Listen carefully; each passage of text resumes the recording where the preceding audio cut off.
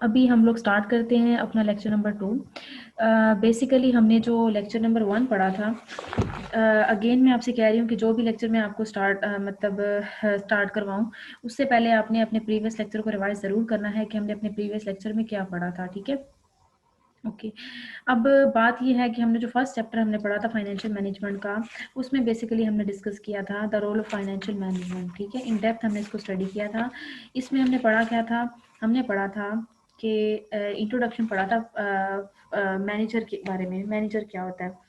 Manager के बाद हमने पढ़ा था कि फाइनेंशियल मैनेजर क्या होता है, फिर हमने पढ़ा था कि मैनेजमेंट क्या होती है, और फिर हमने पढ़ा था फाइनेंशियल मैनेजमेंट क्या होती है। इसके अलावा हमने डिस्कस किया था रोल ऑफ फाइनेंशियल मैनेजर, ठीक है। इसके बाद हमने डिस्कस किया था कि व्हाट इज़ फाइनेंशियल मैनेजमेंट और which type of decisions should we take in the financial management. तो 3 तरह के डिसीजंस के बारे में हमने पढ़ा था, investment decisions, financing decisions and asset management decisions, ठीक है। उसके बाद हमने बात की थी the goal of the firm. तो हमने कहा था गोल ऑफ द फर्म जो भी होगा, goal of the firm first of all यही है कि maximize the shareholder wealth, ठीक है। दूसरा क्या था कि जो भी maximize the shareholder wealth तो हो, लेकिन जो भी प्रोडक्ट आप बनाए वो वैल्यू क्रिएशन हो। इसके बाद हमने बेसिकली डिस्कस किया था एजेंसी प्रॉब्लम के बारे में। एजेंट क्या होता है, एजेंसी प्रॉब्लम क्या है, इसके बारे में हमने पढ़ा था। और उसके बाद बेसिकली हम लोग मूव कर रहे थे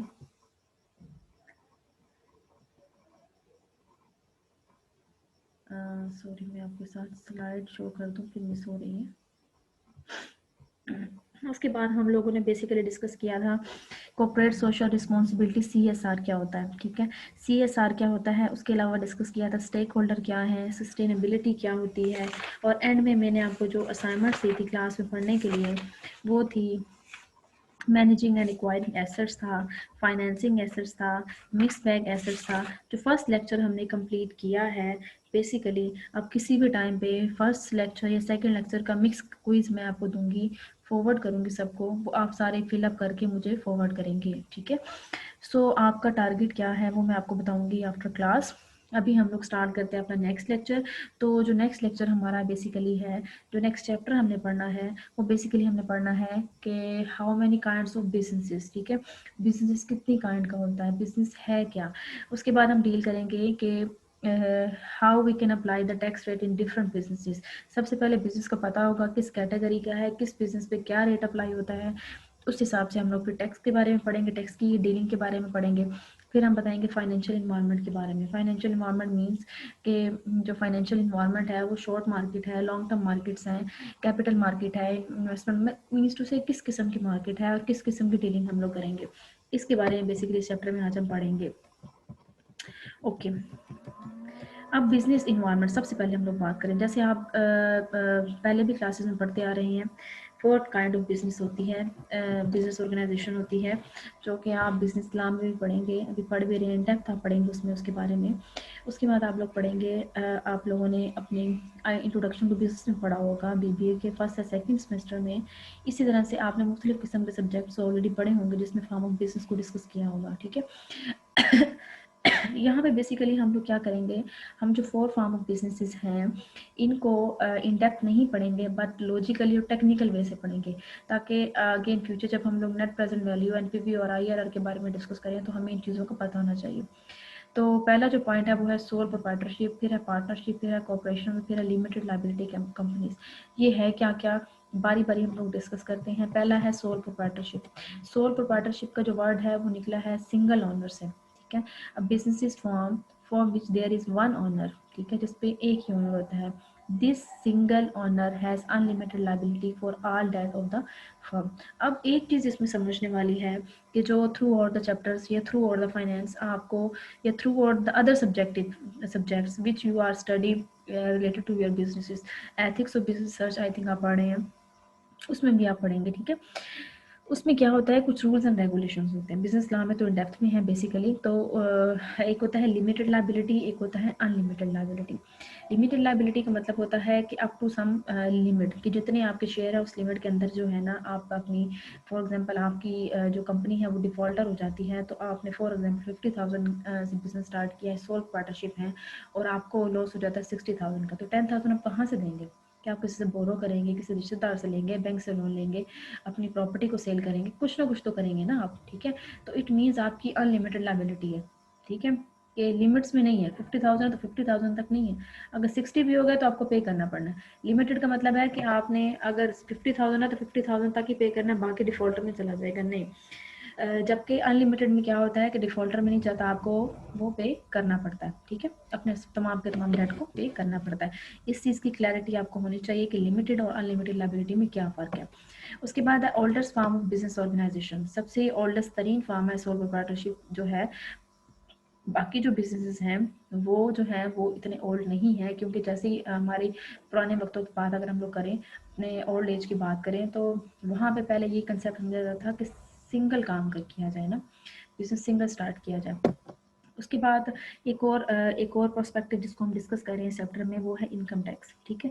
तो जैसे आपको मैंने कहा, अगर सोल प्रोप्राइटरशिप की जो लायबिलिटी है वो अनलिमिटेड है, इट मीन्स कि वो जो टैक्स पे करेंगे वो भी क्या होगा, पर्सनल इनकम टैक्स फॉर्म में होगा। मीन्स टू से दे हैव टू पे in different form in different terms, ठीक है। So you can say that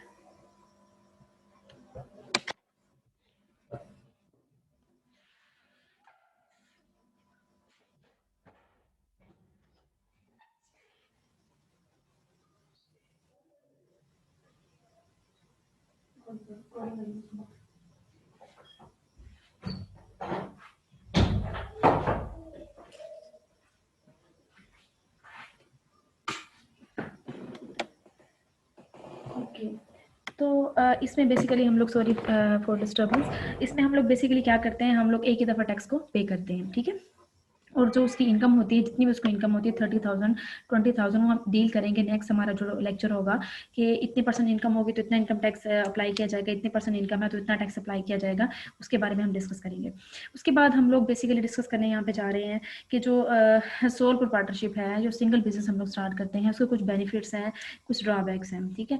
benefits तो सबसे पहले तो ये है कि वो सिंप्लिसिटी होता है, दूसरा उसकी कॉस्ट लो होती है, तीसरा वो क्विक सेटअप होता है, उसमें जल्दी से आप सेटअप कर लेते हैं।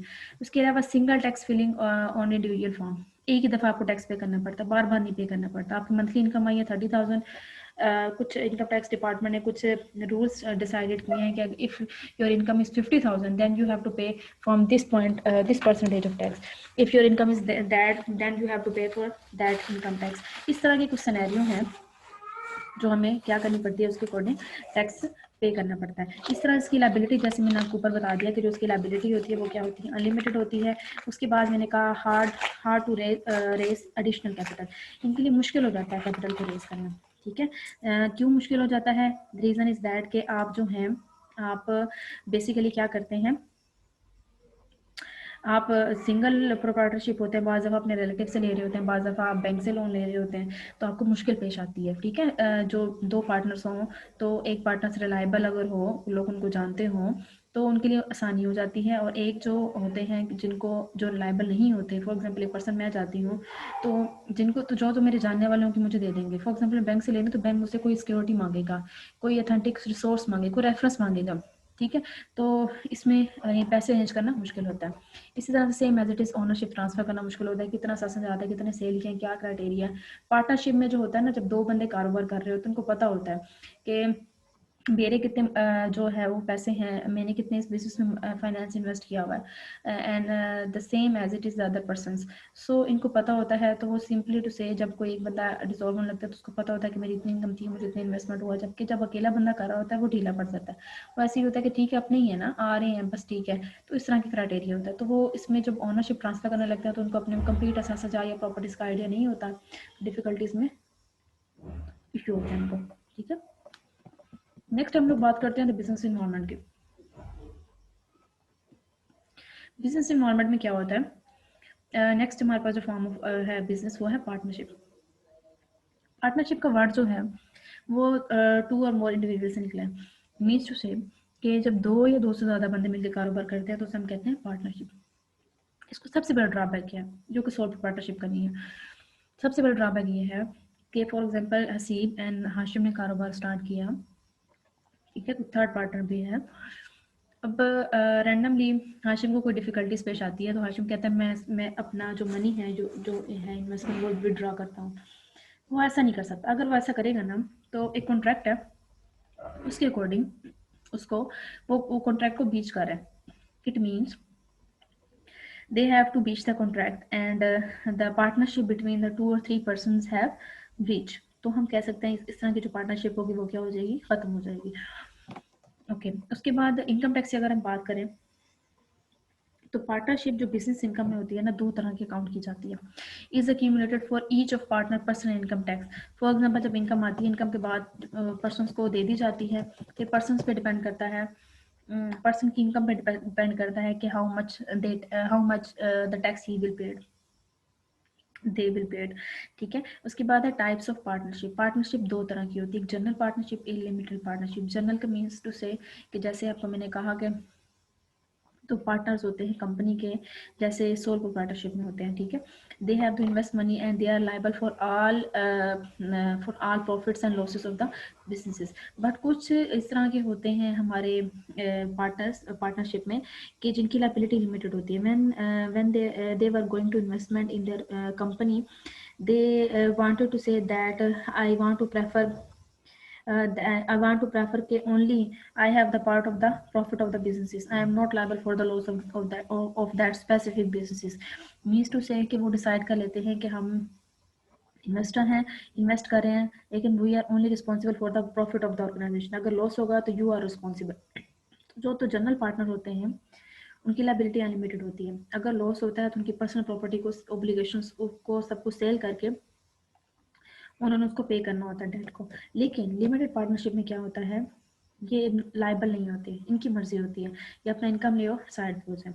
Limited partners have limited liability to their capital contributions, investors only, at least one general partner is required and all general partners have unlimited liabilities. ठीक है ओके उसके बाद अगर हम इसके भी एडवांटेजेस मतलब इनके मेरिट्स और डीमेरिट्स की बात करें तो सेम लाइक सोल प्रोप्राइटरशिप, जो पार्टनरशिप होगा वो सिंपल होगा। ठीक है कैन बी सिंपल होगा, लो सेटअप कॉस्ट होगी और higher than sole proprietorship. Setup cost तो लो होगी लेकिन सोल प्रोप्राइटर से क्या होगी, ज़्यादा होगी। ठीक है जैसे सोल प्रोप्राइटरशिप में मैंने आपको बताया था कि आप 500 से भी, फॉर एग्जाम्पल आप बिरयानी का स्टॉल लगाते हैं अपने गेट के बाहर ही, 500 से स्टार्ट करते हैं, 500 की थोड़ी सी बिरयानी बनाई आपने, जब आपने सेल किया तो आपको प्रॉफिट हुआ 1200 का। तो अब 1200 आपको ज़्यादा 700 सी हुआ, आप 700 की फिर बिरयानी बनाते हैं, फिर आप सेल करते हैं, फिर आपको प्रॉफिट हुआ 2000 का। इस तरह से फिर आप आहिस्ता आहिस्ता अपने बिजनेस को एक्सपेंड कर लेते हैं। जबकि पार्टनरशिप में ऐसा नहीं होता कि आप 500 से बिजनेस स्टार्ट कर लें, आपको सम एक्सटेंड एक अमाउंट चाहिए होती है जो कि हायर होती है किससे, सोल प्रोप्राइटरशिप से। उसके बाद रिलेटिवली क्विक सेटअप, इसमें सेटअप जो होता है वो क्विक होता है क्योंकि 2 पर्सन होते हैं, अपनी मर्जी जब चाहे स्टार्ट कर सकते हैं। उसके बाद same as it is limited liability for limited partners. ठीक है जो लिमिटेड पार्टनर्स कंपनी में इन्वेस्टमेंट करते हैं उनकी लिमिटेड लायबिलिटीज होती है। ठीक है और जनरल पार्टनर्स की अनलिमिटेड लायबिलिटीज होती है। Difficult to raise additional capital but easier than sole proprietorship. ठीक है तो इसके लिए इनके लिए कैपिटल को रेज करना मुश्किल होता है जैसे कि सोल प्रोप्राइटरशिप में है, but as compare to sole proprietorship it's easier than the sole proprietorship. कि बेशक इसके लिए भी सोल प्रोप्राइटरशिप की तरह मुश्किल होता है, बट इतना भी मुश्किल नहीं होता जितना कि सोल प्रोप्राइटरशिप का होता है। उसके बाद transfer of ownership difficulty same as it is जैसे कि सोल प्रोप्राइटरशिप के लिए थी। उसके बाद हम लोग बात करते हैं कॉर्पोरेशंस की। कॉर्पोरेशन का वर्ड जब भी आए, एक टर्म जो मोस्टली यूज होती है दैट इज आर्टिफिशियल आइडेंटिटी। ठीक है एंटिटी बोले या आइडेंटिटी बोले, मीन्स टू से कि आर्टिफिशियल लुक जैसे हम कहते हैं, एक होती है आपकी एक्सटर्नल लुक आर्टिफिशियल लुक, ठीक, एक होती है आपकी इंटरनल लुक जो आप रियल में है। ठीक है तो कॉर्पोरेशन की कुछ लुक इसी तरह के, जैसे मैंने एग्जांपल दी घर की और मकान की आपको। घर के और मकान के एग्जांपल्स में आप देखें तो जो मकान है वो मकान ही होता है, ठीक है, विदाउट लोगों के। तो समझ लें आप वो जो मकान है वो एक कॉर्पोरेशन है, वो एक लीगल एंटिटी है। जब एक घर है उसमें लोग भी रहते हैं तो वो बेसिकली क्या है, शेयर होल्डर्स हैं कंपनी के। तो जब भी आप लोग बात करें कॉर्पोरेशन की तो इट मीन्स आप बात कर रहे हैं उस आर्टिफिशियल आइडेंटिटी की, उस बिल्डिंग की, उसके नाम की, जो स्पेसिफिक नाम है। Note you have to discuss about the shareholders. Shareholders की अपनी लाइबिलिटीज हैं और जो कॉर्पोरेशन है उसकी अपनी लाइबिलिटीज है। जब दो डिफरेंट चीज़ों की अपनी अपनी लाइबिलिटीज है तो इट मीन्स टैक्स के प्रोस्पेक्टिव से देखें तो हमें डबल टैक्स पे करना पड़ेगा। मीन्स टू से कि आपने जो बिजनेस स्टार्ट किया उसमें जो टैक्सेशन है, जो हम टैक्स अदा कर रहे हैं, वो बेसिकली क्या है कि एक दफ़ा जब मैंने आपको क्लास में डिस्कस किया था एग्जांपल्स बैंक की, तो मैंने कहा फॉर एग्जांपल बैंक ने नेट इनकम जो बैंक के पास आई, किसी कंपनी के लिए लें एग्जांपल, कंपनी के पास जो नेट इनकम है 50,000 की थी, उस 50,000 में से कंपनी ने 8,000 टैक्स पे कर दिया। ठीक है, फर्स्ट टाइम टैक्स उसने पे किया 8,000, बाकी रह गया 42,000। अब 42 में से वो सारा के सारा के शेयर होल्डर्स को दे देगी? नहीं, उसमें से वो कुछ रिटेन अर्निंग्स रखेगी और बाकी according to the ratio of shares shareholder को डिस्ट्रीब्यूट कर देगी in the form of dividend. अब जो उनके पास अमाउंट आएगी, फॉर एग्जांपल एक एक शेयर होल्डर्स के पास 12,000 13,000 आती है, तो वो 12,000 13,000 जो उनके पास इनकम आएगी वो उसके ऊपर भी पर्सनल इनकम टैक्स जो है ना वो पे करेंगे। ठीक है, इट मीन्स 2 दफा जो है इनकम टैक्स हमें पे करना पड़ता है इनकॉर्पोरेशंस के अंदर। ठीक है, a business firm, legal separate firm, its owner, an artificial entity that can own assets and incur liabilities. Business income is accounted for on the income tax form of the corporations. अगर हम इसके merits और demerits की बात करें तो we can say that same as it is. Limited liability means कि जब भी कोई debt होगा, कंपनी डिफॉल्ट होगी, तो shareholders are not liable. ठीक है, the shareholders are only liable for that point that they have invest in the company। ठीक है, उस हद तक होंगे। Easy to transfer of ownership, easy to transfer of ownership का मतलब क्या है कि आप कह दें कि जैसे हाशिम और रसीब की जैसे मैंने बात की, एक और भी हम लोग अब्दुल्ला को भी ले लेते हैं। अब क्या हुआ कि अगर हाशिम ने जो अपना जो पोर्शन ऑफ शेयर्स था वो सेल कर दिया किसी थर्ड पार्टी को। ठीक है, तो थर्ड पार्टी को उन्होंने सेल किया, तो सेल करने से क्या हुआ कि कंपनी डिसॉल्व हो गई? कॉन्ट्रैक्ट तो किया हुआ था। नहीं, कॉर्पोरेशन डिसॉल्व नहीं होती। ठीक है, आपके 30% शेयर आप किसी को ट्रांसफर कर दें, वो मालिक बन जाएगा, किसी दूसरे पर्सन से आप पूछने की भी आपको जरूरत नहीं पड़ेगी कि आप उसको ट्रांसफर करने वाले हैं। अनलिमिटेड लाइफ, अनलिमिटेड लाइफ का मतलब है जब तक इसकी लाइफ है चलती रहेगी, आप जब तक आप इसको खुद डिसॉल्व ना करना चाहें। ठीक है, इसको कोई डिसॉल्व नहीं कर सकता।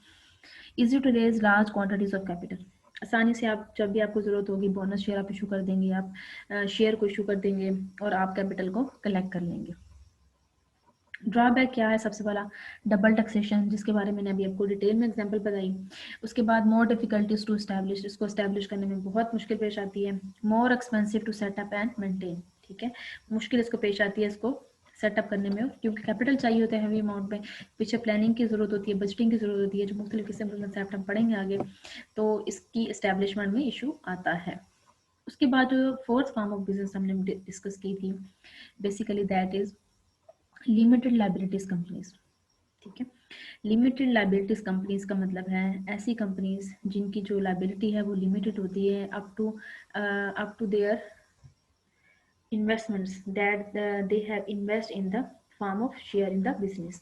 A business firm that provides its owner called member with cooperative styles, limited personal liabilities, and the federal tax treatment of the partnership। इस चीज़ की आपको अंडरस्टूड बात है, क्लियर हो चुका होगा। उसके बाद हम लोग अगर बात करें बिजनेस इनकम की, business income is accounted for on each member individual income tax. ठीक है, लिमिटेड लाइबिलिटीज का मतलब है जितनी उनकी इनकम आई है उसके अकॉर्डिंग उनको टैक्स पे करना पड़ेगा, उससे ज़्यादा अगर होता है तो वो टैक्स पे नहीं करेंगे। ठीक है, they are not liable to pay extra amount. ठीक है, उसके बाद आ गया लिमिटेड लाइबिलिटी कंपनीज के कुछ मेरिट्स और डिमेरिट्स हैं, कुछ कैरेक्टरिस्टिक्स हैं। Generally and limited liability company will possess only the first two of the following four standard corporation characteristics. The first one is that limited liability, centralized management, unlimited life, transfer of ownership without other owner prior consent। ठीक है, एक तो उसकी liability limited होती है। Centralised management means to से एक standard होता है इनके मैनेजमेंट का, जिसके अकॉर्डिंगली सेंट्रलाइज है, मैनेज है according to rules and regulations है। ठीक है, अनलिमिटेड लाइफ होती है, जब तक आप इसको डिजॉल्व ना करना चाहिए डिजॉल्व नहीं होती। उसके बाद है transfer of ownership without other owners for consent, same as it is, जैसे मैंने आपको ऊपर बताया कि अगर हाशिम अपने विदाउट किसी अदर शेयर होल्डर की कंसर्न के अपने शेयर किसी थर्ड पार्टी को ट्रांसफर कर देता है तो हम ये नहीं कह सकते इसने ब्रीच ऑफ कॉन्ट्रैक्ट किया या इलीगल वर्क किया, ठीक है, इट्स लीगल। और ये without the other consent he can transfer there shares, ठीक है। उसके बाद हम लोग बात करते हैं इसके मेरिट्स और demerits. Same as it is other form of businesses, हम कह सकते हैं लिमिटेड लाइबिलिटीज का मतलब है, सबसे पहला इसका बेनिफिट ही क्या होगा कि इसकी लाइबिलिटी क्या होती है, लिमिटेड होती है। उसके बाद एलिमिनेट डबल टैक्सेशन, इसमें डबल टैक्सेशन एलिमिनेट हो जाती है। जबकि कॉर्पोरेशन में क्या था कि दो तरह के आपको टैक्सेस पे करने पड़ते थे, एक on the company income and the other one on the जो शेयर होल्डर्स की इनकम होती थी, नेट इनकम होती थी उसके ऊपर। No restrictions on the number of type of owner, ठीक है, इसमें नो रिस्ट्रिक्शंस है, जितने मर्जी आपके नंबर ऑफ ऑनर हो सकते हैं, सेम लाइक कॉर्पोरेशन, ठीक है। पार्टनरशिप में दो या दो से ज़्यादा हो सकते थे, ठीक है। Easier to raise additional capital, जैसे कॉर्पोरेशन के लिए था, इनके लिए भी अपना कोई अगर सर्कमस्टांसेस आ जाते हैं या कुछ न्यू शेयर इशू करने हैं तो ये आसानी से जो होगा अपना जो शेयर है वो जो फाइनेंस है वो कलेक्ट कर सकते हैं by the issuing of share. एक जो डीमेरिट्स है इसका सबसे बड़ा वो है लिमिटेड लाइफ, ठीक है। हमने दो कैटेगरीज पढ़ी थी, जनरली एंड लिमिटेड, ठीक है। तो इनकी लिमिटेड लाइफ होती है इसकी, ठीक है। जब जब एक पार्टनर जो है वो इसको डिसॉल्व करना चाहे तो ऑटोमेटिकली इसको डिसॉल्व कर सकता है। ट्रांसफर ऑफ ओनरशिप डिफिकल्टीज, ठीक है, same as it is all proprietorship and partnership, इसको ट्रांसफर करना मुश्किल होता है। ओके, अब ये हमारे पास है कुछ इनकम टैक्स का टेबल। इसके अकॉर्डिंग मैं आपको बताऊंगी कि किस किस तरह से जो इनकम टैक्स है, जो इनकम टैक्स डिपार्टमेंट वाले हैं वो इनकम टैक्स चार्ज करते हैं, ठीक है। ये आपको मैं नेक्स्ट क्लास में इन डेप्थ बताऊंगी, लेकिन अभी सरसरी समय ओवरव्यू देने लगी हूँ आपको, आप ध्यान से सुनिएगा। देखिए, अगर यहाँ पे आपकी इनकम 0 से 50,000 ये सब पे अप्लाई होगा, चाहे वो सोल प्रोप्राइटरशिप है, चाहे वो पार्टनरशिप है, चाहे वो कॉर्पोरेशन है, चाहे वो लिमिटेड लाइबिलिटीज कंपनीज है, ठीक है। पार्टनरशिप कॉर्पोरेशन होगी तो हम कहेंगे एक दफ़ा ये टोटल अगर इनकम है कंपनी की नेट इनकम है तो उसके ऊपर टैक्स अप्लाई होगा, फिर उसके बाद रिटेन अर्निंग्स रख के जो पार्टनर्स की आएगी फिर उसके ऊपर इनकम टैक्स अप्लाई होगा। फिर डिपेंड की इनकम जो पार्टनर्स की है वो कितनी है, अगर 50,000 से कम है तो फिर आप 15% दोगे, ठीक है। 0 से 50,000 के दरमियान है, 50,000 से 75,000 के दरमियान है तो फिर 25%। अब ये निकाले किस तरह से हुआ, देखिएगा ज़रा। 0 है, 50,000 अगर आपकी है तो 15% आपने टैक्स पे करना है। टैक्स कैलकुलेशन किस तरह से करेंगे, 15% है, 15 डायरेक्ट 50,000 का आप क्या ले लोगे, 15%, 15% लो, 50,000 का 15% लें, 15% लें, 15% लें तो आपके पास आंसर आता है 7,500। तो आप क्या करेंगे, जो पिछली टैक्स कैलकुलेशन की वो आप उसमें आप ऐड करेंगे ये 25%, 0.25, ठीक है। इन दोनों को प्लस कर लें, जो भी आंसर आएगा, ठीक है, उसको फिर आप इसके साथ 75 का ले लें, ठीक है। फिर उसके बाद आप इसी तरह से 1 लाख का ले लें, 1 लाख, इन दोनों को प्लस करके जो जवाब आएगा वो यहाँ पे लिखें आप, ठीक है। और बाकियों का फिर 34% ले लें। इस तरह से जब आप लेते जाएंगे 100 फिर ये रेंज लिखी हुई है कहाँ से कहाँ तक, तो फिर आपका इनकम टैक्स होगा इस तरह से कैलकुलेट होता जाएगा। आप लोगों ने क्या करना है, आपने इसकी प्रैक्टिस करनी है, उन टेबल को याद कर लेना है, रेंज को याद कर लेना है, ठीक है।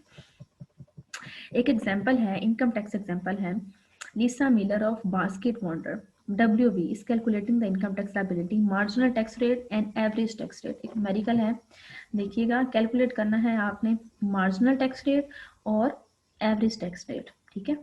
अच्छा, for the physical year ending December 31 दिसंबर तक कॉर्पोरेट टैक्सेबल इनकम बता दी है कितनी है, 2,50,000। तो हमने सबसे पहले देखना है कि 2,50,000 पे कितना रेट अप्लाई होता है। हम यहाँ पे देखें 75 से 1 लाख, 1 लाख से 3,35,000, इट मीन्स इसमें लाई कर रहा है वो 39% में, इट मीन्स जो इनकम टैक्स का रेट अप्लाई होगा वो कितना होगा, 39%। तो अब हम जरा कैलकुलेट करते हैं, आप देखिएगा इनकम टैक्स लायबिलिटी किस तरह से होगी। आपके पास तो आई है रकम 22,250 में प्लस करेंगे 39%, मल्टीप्लाई करेंगे आपकी जो टोटल रकम है, जो टोटल रकम आपके 2,50,000 है उसमें से आप माइनस कर दोगे 1 लाख, ठीक है।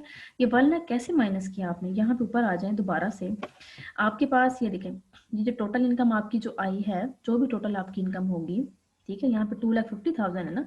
अब प्रीवियस इनकम यहाँ पे आप देखते हैं, यहाँ पे प्रीवियस इनकम 50,000 थी, 50,000 आपने माइनस किया इसमें से, टोटल में से ठीक है, जो भी फॉर एग्जाम्पल यहाँ पे अमाउंट बताई होगी। उसके बाद 1 लाख में से आप माइनस करोगे 75,000। इसी तरह से जब अब यहाँ इस रो में आपकी आ रही है 2,50,000, तो इस रो का मतलब है यहाँ में आप जो भी रकम आप लिखोगे 22,250 में प्लस करोगे 39% मल्टीप्लाई जो टोटल रकम जो भी यहाँ पे होगी, यहाँ पे 2,50,000 हमारे न्यूमेरिकल के अकॉर्डिंग, उसमें से आप माइनस कर लोगे 1 लाख। ठीक है, दोबारा मैं नीचे आ रही हूँ, ये देखिए सेम 39 मल्टीप्लाई बाय 2,50,000 में से माइनस किया 1 लाख किया, आपके पास एक आंसर निकला। ये जो आपके पास आंसर निकला है, ठीक है। अब मार्जिनल टैक्स रेट आपने इस पे कितना अप्लाई किया, 39%, वो आपने टेबल में से देख के बता दिया, लेकिन आपने इसको याद करना। अब एवरेज कैसे निकालते हैं, ठीक है। एवरेज का मतलब है जैसे आप लोग अपनी परसेंटेज निकाल रहे होते हैं स्कोरिंग मार्क्स की, ठीक है, इतने आउट ऑफ इतने मार्क्स हैं तो इतनी परसेंटेज होगी, same as it is income tax liabilities आपके पास इतनी आ गई है। टोटल इनकम आपकी थी 2,50,000 और आपने उसमें से जो टैक्स पे करना है वो कितना करना है, 80,750। ठीक है, तो आप जो रकम आई है 80,750 को ऊपर रखेंगे, जो टोटल रकम है 2,50,000 उस पर डिवाइड करेंगे, मल्टीप्लाई बाय 100 करेंगे तो आपके पास आ जाएगी 32.3% जो है आपने इनकम टैक्स पे करना है। इसी तरह से मुख्तलिफ किस्म के सिनेरियोज आपने 5 लेने हैं, ठीक है, और 5 सिनेरियोज लेके उस पर इनकम टैक्स अप्लाई करना है, और मुझे आप जो हाशिम है वो आप मुझे सेंड करेंगे, ठीक है, सारे बच्चों के असाइनमेंट्स होगी। ठीक है, डेडलाइन आपकी है till next class. Next class आपकी आई थिंक फ्राइडे को बन रही है, सॉरी, तो फ्राइडे तक जो है, फ्राइडे को बिफोर क्लास आपने मुझे सबमिट करवानी है। ठीक है, आगे डेप्रिसिएशन का कंसेप्ट है वो इंशाल्लाह हम नेक्स्ट क्लास में पढ़ेंगे। यहाँ तक के लिए इतना ही, ठीक है, बाकी आप प्रैक्टिस करें, और प्रैक्टिस करने के बाद मुझसे कोई भी इशू है तो आप ग्रुप में शेयर कर सकते हैं। ओके बच्चों जी, अल्लाह हाफिज़।